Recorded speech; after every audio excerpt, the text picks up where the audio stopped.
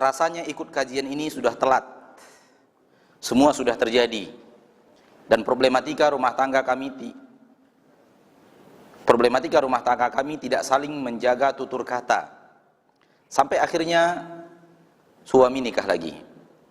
Tapi ternyata perempuan yang dinikahinya tidak lebih baik. Akhirnya diceraikan lagi. Tapi walaupun sudah berusaha, rasanya hubungan kami tidak lagi harmonis. Hanya karena tidak mau merusak anak-anak secara psikologis, kami bertahan. Entahlah bagaimana memperbaiki hal yang sudah terkoyak-koyak ini. Pertanyaan ini bukti nyata yang diangkat oleh Allah dalam kesempatan kita ini, bahwa tutur kata yang tidak lembut di rumah tangga akan berakibat fatal. Ini dia. Kami tidak saling menjaga tutur kata sampai akhirnya suami nikah lagi. Suami tidak betah di rumah dengan tutur kata yang tidak baik dari seorang istri. Dan juga suami juga melakukan hal yang sama, tutur kata yang tidak baik dari suaminya terhadap istrinya. Oleh karena itu, lihat bagaimana agama Islam menjaga rumah tangga kita. Lihat bagaimana syariat Allah yang mulia, sempurnanya syariat Allah tabaraka wa ta'ala. Aisyah radhiyallahu anha bertutur kata yang tidak baik kepada orang Yahudi pun Rasul tidak setuju. Apalagi kepada suami, apalagi suami kepada istri, orang tua kepada anak, atau anak kepada orang tua, Islam lebih tidak setuju lagi. Ini bukti nyata dan sekaligus peringatan kepada kita yang masih belum menjaga tutur kata di rumah tangganya, yang masih belum menjaga akhlakul karimah di rumah tangganya, baik istri kepada suami ataupun suami kepada istri. Hendaklah kita perbaiki tutur kata itu. Seorang istri harus memanjakan pendengaran suaminya, sebagaimana suami juga harus memanjakan pendengaran istrinya.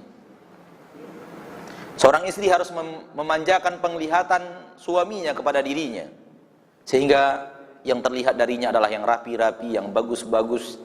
Seorang istri juga harus memanjakan hidung suaminya, mendapatkan aroma-aroma wangi-wangian dari dirinya, bersih-bersih menyambut suami datang, dan seterusnya. Karena kalau tidak, takut dia dimanjakan oleh orang di luar rumah kita. Khusus kepada ibu yang bertanya, sebenarnya tidak ada kata terlambat. Sebenarnya tidak ada kata terlambat. Kalau kita mau berbenah diri, tentu kita berbenah diri dalam urusan yang sudah terlanjur. Yang lebih baik adalah berbenah diri keduanya, baik suami ataupun istri. Anjuran saya, nasihat saya kepada ibu yang bertanya, atau siapapun yang memiliki kasus yang sama, hendaklah suami dan istri sama-sama menghadap seorang ahli ilmu yang mereka percaya berdua, dan kemudian meminta nasihat daripada ahli ilmu tersebut. Apa yang harus dilakukan istri, apa yang harus dilakukan suami. Yakinlah, kalau ada keseriusan dari seorang istri, kalau ada keseriusan dari seorang suami, dan mereka kemudian dengan ikhlas minta bimbingan kepada ahli ilmu dengan ilmu agama, pasti ada solusi. Allah berfirman, "Wa may yattaqillah yaj'al lahu makhraja." Yang bertakwa kepada Allah, Allah pasti menjadikan untuknya dan membuatkan untuknya solusi. Tidak ada solusi yang lebih baik daripada kembali kepada agama Allah.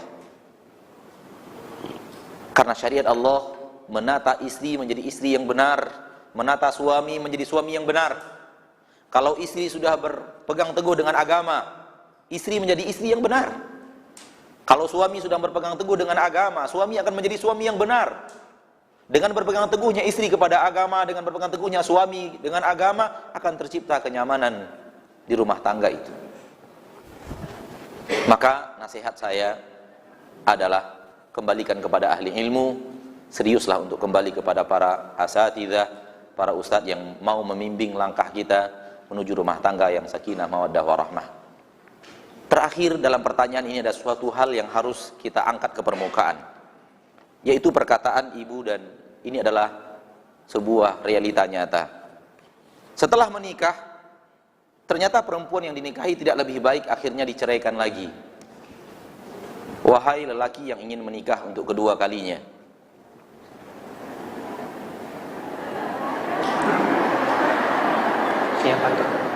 siapapun lelaki yang mau menikah untuk kedua kalinya, jangan sekali-kali Anda menikah karena ada kekurangan dan cacat yang Anda lihat di istri Anda daripada akhlak.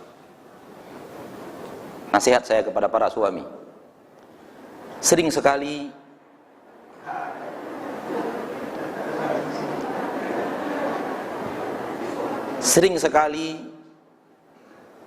lelaki menikah karena alasan istri saya punya kekurangan.